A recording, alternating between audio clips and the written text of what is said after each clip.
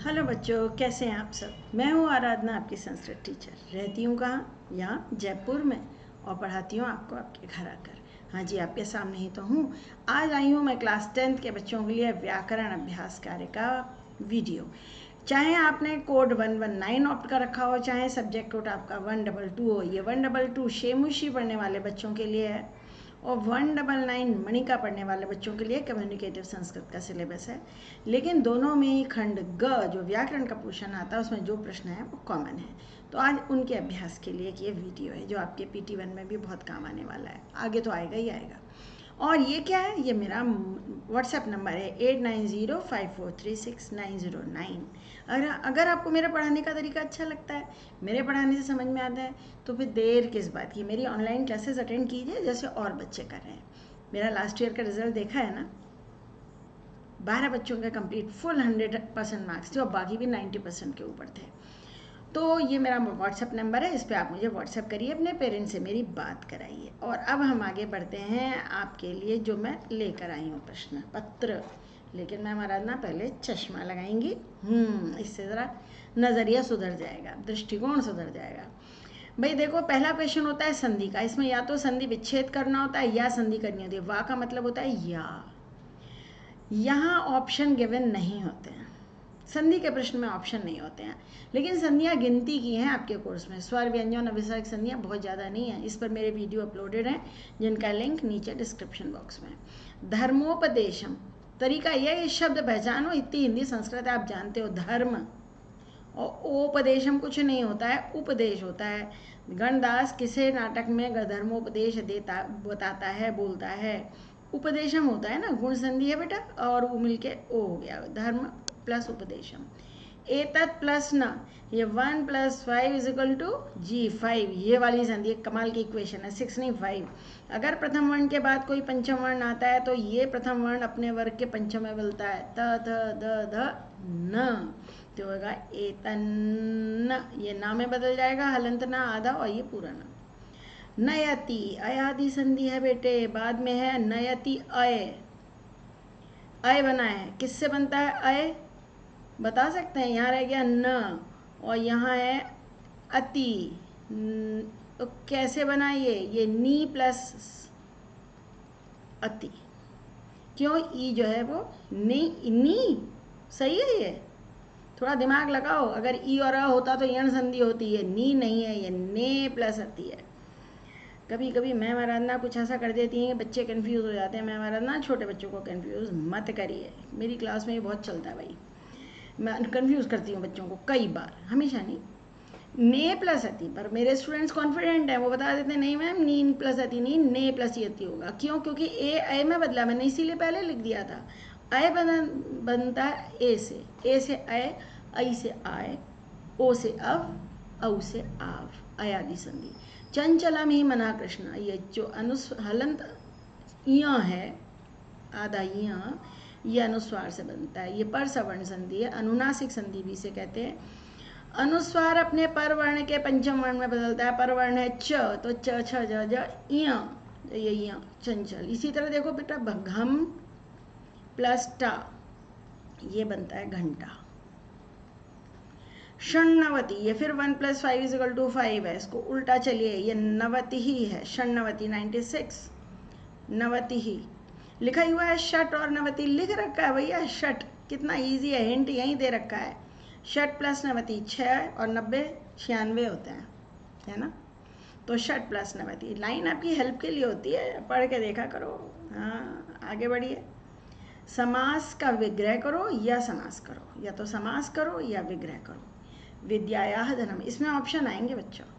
विद्या मूल शब्द ले लेंगे, विभक्ति का लोप करेंगे, तत्पुरुष समास है, बनेगा विद्याधनम। शिशिरः च वसंतः च, दोनों पुल्लिंग पद हैं, तो जब दो हैं तो द्विवचन का प्रयोग किया जाएगा। शिशिर वसंतौ, शिशिर और वसंत पुनः आए। कह भेद बक हंसयो, दो हैं, फिर द्वंद्व समास है। यहाँ सप्तमी बगले और हंस में क्या भेद है? सप्तमी विभक्ति है बच्चा, तो सप्तमी का अब एक वचन कर दो। क्यों? अलग अलग करेंगे तो एक वचन लगेगा, दोनों को जोड़ा तो द्विवचन, जैसे यहाँ द्विवचन हुआ। तो बके च हंसे च, बगुले में और हंस में दोनों में सप्तमी की ज़रूरत थी हमको। बकौचा हंसौचा हो नहीं सकता, एक एक है बका और हंस एक में प्रथमा एक में षष्ठी, ऐसे नहीं हो सकता। स क्रोधम प्रविशति, क्रोधेन सहितम, क्रोधेन सह, क्रोध ने लिखा हुआ भाई, क्रोधेन होना चाहिए, क्रोधेन सह, एरर है, प्रिंटिंग एरर है, क्रोधेन सह, न पे नहीं आएगा, क्रोध के साथ। अव्ययी भाव समास है, अनु उप स निर प्रति यथा, ये पहले आए तो अव्ययी भाव। वृक्ष से समीपम, ये भी अव्ययी भाव समास है, समीप माने उप होता है, उप वृक्षम। बच्चों याद रखना, अव्ययी भाव समास हमेशा नपुंसक लिंग बनता है, तभी तो यहाँ म आएगा हर जगह। उप वृक्षम, सक्रोधम, प्रत्येकम, अनुमृगम, अनुरामम, ऐसे। अब प्रकृति प्रत्यय संयोज्य विभज्य वा, या तो जोड़ो या अलग करो। गुणवान है, गुण प्लस मतुप, ये गुण प्लस मतुप होता है, गुणी नहीं होता है, वतुप नहीं। वतुप भी, हाँ अब आपको मैं एक बार बता दूं, मतुप और वतुप दोनों ही प्रत्यय हैं। अगर दोनों को ऑप्शन है तो वतुप लिखाइए, गुण प्लस वतुप। गुण प्लस मतुप में भी टीचर को नंबर देने पड़ेंगे, क्योंकि मतुप प्रत्यय का मानमती मत भी शेष रहता है बच्चों, और वानवती वत भी शेष रहता है ना। और ये भी लिखा है गुण प्लस मत, तो भी चाहते क्या है हमें ये समझ में नहीं आया, ये हम क्या चाह रहे हैं हमको समझ में नहीं आया, क्योंकि 3 ऑप्शन दे दिए हैं।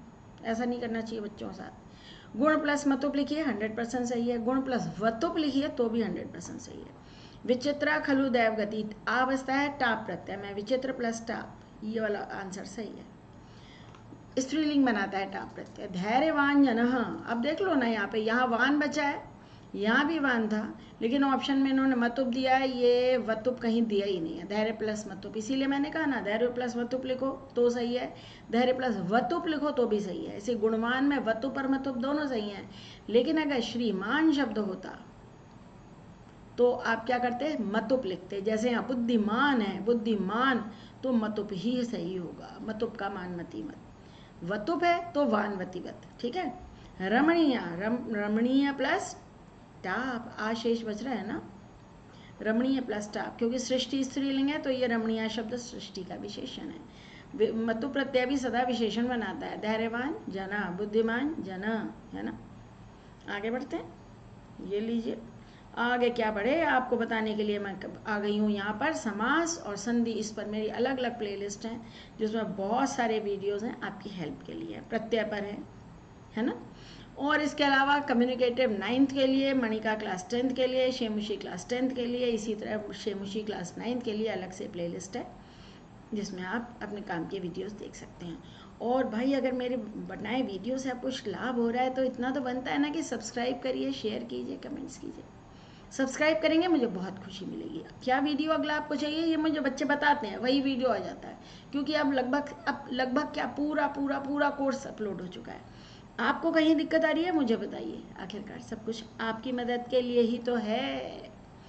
अब अव्यय पद चुनकर भरिए। याद रखिए, पहले ऐसा क्वेश्चन आए तो पहले अव्यय पढ़ो, इनका अर्थ समझो। यदा, जब, शनई, स्लोली, माँ, मत, ये हमेशा लोट लकार के साथ आता है। इव माने समान या जैसा, और तत्र माने वहाँ। पहले हमेशा अव्यय का अर्थ देखो। अहम तस्य निग्रहम वायो डैश दुष्करम मन्ये। चलो आगे बढ़ो। नृपा नीलोत्पला में एकम चक्षु डैश वैद्योक्त विधिना निष्कासे याचिकाई ददौ। आँख निकाल कर दे दी थी, धीरे से निकाली थी, शनई आएगा, लेसन पढ़ा हुआ है, मणिका का चैप्टर है। कर्मणि एवते अधिकारा कदाचन डैश फलेषु, श्लोक पढ़ा है आपने, याद आया। कर्मण्येवाधिकारस्ते माँ फलेषु कदाचन, माँ फलेषु, यह गीता का श्लोक है। मानवा डैश कार्यम करोति तदा, तब उसका फल पाता है। यहाँ तदा है तो फिर यहाँ यदा आएगा, यदा और तदा हमेशा साथ साथ आ जाते हैं। यत्र कर्तव्य निष्ठा भवति, जहाँ कर्तव्य निष्ठा होती है वहाँ सिद्धि होती है, तो यहाँ तत्र आएगा, यत्र और तत्र। जब यत्र से शुरू है तो तत्र आएगा, यदा से शुरू है तो तद आएगा। अब बचा क्या हमारे पास, ये बचा है इव आएगा यहाँ पर, है ना। मैं उसका नियंत्रण वायु के समान कठिन मानता हूँ, मन का नियंत्रण वायु के समान कठिन होता है भाई, मान गए। वाच्य के अनुसार उचित पद भरिए। पहले शब्द आंसर पढ़ लीजिए। गच्छथ, अस्माभि, ये तृतीय विभक्ति है, देवान और करिष्यथ, ये क्रिया है, ये क्रिया है। लास्ट में 2 जगह क्रिया आनी चाहिए, एक ये क्रिया है, एक ये क्रिया। क्रिया तो लास्ट में ही होगी ना। यूयम कुत्र, तुम सब कहाँ, करिष्यथ नहीं, गच्छथ आएगा ना, तुम सब कहाँ जा रहे हो, गच्छथ। तो ये क्या कहेंगे सारे बच्चे, गम्यते हमारे द्वारा, या अस्मा भी आएगा, हमारे द्वारा देवालय जाया जा रहा है। ये वाच्य का क्वेश्चन है ना, इसमें तृतीया विभक्ति आती है ना कर्ता में, आपको पता है ना, 3 1 यते यते यंते नियम सिखा रखा मैंने। वहाँ क्या करोगे, करिष्यत, मंदिर जा रहे हैं वहाँ क्या करोगे, कमाल का सवाल है, मंदिर जाने हैं तो क्या करेंगे भाई, तत्र वयम डैश नमामा, देवताओं को नमस्कार करेंगे, common sense which is very uncommon. तो हमेशा क्या करिए, पहले आंसर पढ़िए फिर वाक्य पढ़िए, जो 100% श्योर है पहले वह उत्तर भरिए, इससे आप पूरे नंबर पाएंगे। पूरे नंबर पाना भी कला है, सब कुछ आता है, लेकिन प्रेजेंट कैसे करना है, उत्तर कैसे ढूंढना है ना। अब कितने बजे समय लेखन आ गया भाई, आप एग्जाम में क्या करेंगे, वादने तक उतार के लिखेंगे कॉपी में, सिर्फ ये मत लिखाना सपाद सप्त वादने, और कैसे लिखेंगे, जो सपाद सार्ध और पादोन है ना उसके बाद डैश लगाएंगे और सप्त के साथ वादने को जोड़ के लिखेंगे, ये तरीका है। ये क्या है, 7.5, उल्टा पढ़ो, 7.5 हिंदी में बोलते हैं वैसे ही लिखते हैं, सार्ध सप्त सार्ध नहीं है, सार्ध सप्त वादने जोड़ के लिखिए। फिर 8 बजे विद्यालय, तो अष्टवादने इसके साथ ही आ जाएगा भाई, जोड़ के ही लिख देंगे।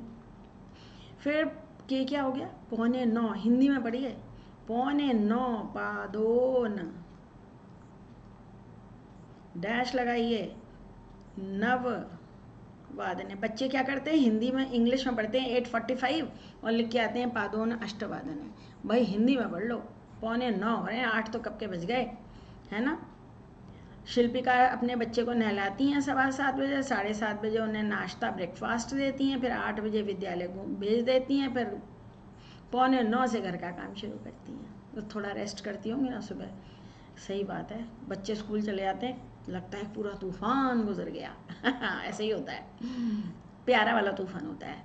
अब अशुद्धियाँ संशोधन, लास्ट क्वेश्चन होता है, 7 क्वेश्चन आते हैं भाई ग्रामर में, और 25 मार्क्स का पूरा खंड होता है ये। फलानी नपुंसकलिंग है भाई, तो त्रीणी होगा, संख्या सदा विशेषण होती है, याद रखना। 3 फल मधुर हैं और 1 कड़वा है, ये एक ही सेंटेंस है, कॉमन है ना, तो 1 कड़वा है तो एकम आएगा, क्योंकि फल ही कड़वा होता है। अहम अतः अहम तम न बख्शिष्यामि, इसलिए मैं उसको नहीं खाता, तो यहाँ तम नहीं आएगा भैया, तत् आएगा, तत्ते तानी तत्ते तानी। मुझे कड़वा खट्टा खारा फल नहीं अच्छा लगता, रुच के साथ चतुर्थी आती है तो माम नहीं हो सकता, महियम होगा। एक बात याद रखिएगा, जो वाक्य संशोधन के क्वेश्चन आते हैं उसमें ये लिंग वाला प्रश्न होता है, गलत विशेषण का चुनाव हो सकता है, विभक्ति का प्रयोग गलत हो सकता है, देखो, और उपपद विभक्ति का प्रयोग गलत हो सकता है। 4-5 तरह की मिस्टेक्स हो सकती हैं, लकार की, लिंग की, वचन की, पुरुष की और उपपद विभक्ति की, 5 मिस्टेक्स हो सकती हैं। इस पर मेरी अलग से प्लेलिस्ट है, उसे आप देखिएगा। और देखिए, देखते देखते हम पहुंच गए यहाँ, और आपसे फिर कहूँगी सब कुछ अच्छा लगा हो तो सब्सक्राइब ज़रूर कीजिए। मैम आराधना से पढ़ते रहिए, खुश रहिए, आनंदित रहिए। बाय बच्चों।